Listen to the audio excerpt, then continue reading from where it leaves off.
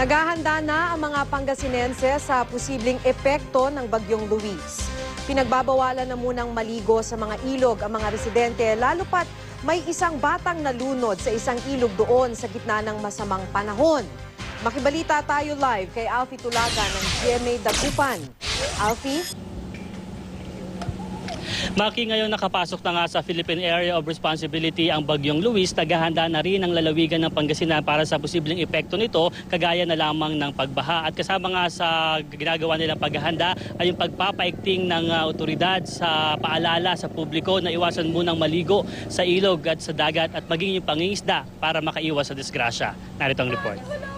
Labis ang pagdadalamhati ni Imelda Zamora sa sinapit ng kanyang anak na si Sheila May. Nalunod ang 11 anyos na bata sa Agno River sa Asingan, Pangasinan. Nagpaalam daw ang biktima na pupunta lang sa isang birthday party. Nang matapos ang okasyon, nagkayayaan daw sila ng kanyang mga kaklase na maligo sa ilog. Yung bata hindi rin marunong lumangoy at saka nung tinignan namin yung agos ng ilog doon sa Agno River, talagang malakas, ma'am. Kasi yung panahon natin ngayon, maulan. Kaya malakas yung agos ng tubig.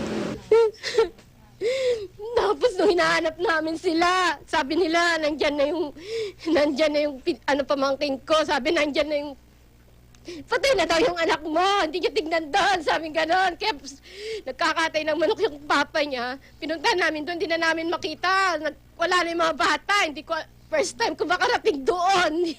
Dinala pa sa ospital ang biktima pero binawian din ang buhay. Napag-alaman ng mga otoridad na nagkaroon ng quarry operation sa bahagi ng ilog kung saan naligo ang biktima. Posibleng napunta raw siya sa bahagi ng ilog na lumalim matapos hukayin. Hiling ngayon ng pamilya ng biktima, magkaroon sana ng bantay sa ilog para mapagbawalan ang mga maliligo rito, lalo na ngayong tag-ulan. Sa panayam ng GMA News sa Asingan LGU, isusulong ng Municipal Disaster Officer ng nasabing bayan ang pagtuturo ng paglangoy sa mga bata ng bawat pamilya. Kailangan rin umunong bantayan ng mga magulang ng mabuti ang kanilang mga anak para makaiwas sa anumang disgrasya. Ika-4 na kasi itong insidente ng pagkalunod sa nasabing bayan. Babala naman ng pulisya sa publiko.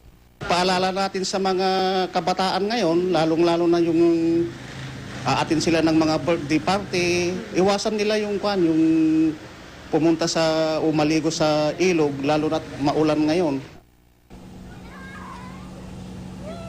Maki, hindi man direktang tatama ang Bagyong Luis sa probinsya ng Pangasinan pero patuloy pa rin yung ginagawang paalala ng otoridad dito lalo na doon sa posibleng dala ng ulan ng bagyo dahil nga sa bahain din ang probinsya ng Pangasinan. At sa pakikipag-ugnayan nga natin sa Pangasinan Disaster Risk Reduction and Management Council, minomonitor nila yung mga bayan na malapit sa tatlong major river systems. Kabila na nga dyan ang bayan ng Santa Barbara, Urdaneta City, Dagupan City, Calasiao, Bautista, Bayambang, maging yung mga bayan ng Mangaldan, San Fabian at Manawag. Madalas kasi na ito yung mga lugar na binabaha kapag umaapaw ang ilog. Pero sa ngayon, wala pa naman dapat ipangamba ang mga taga-Pangasinan dahil nga sa medyo malayo pa raw ang Bagyong Luis sa aming lugar. Yun muna ang latest mula dito sa Pag-asa sa Dagupan City.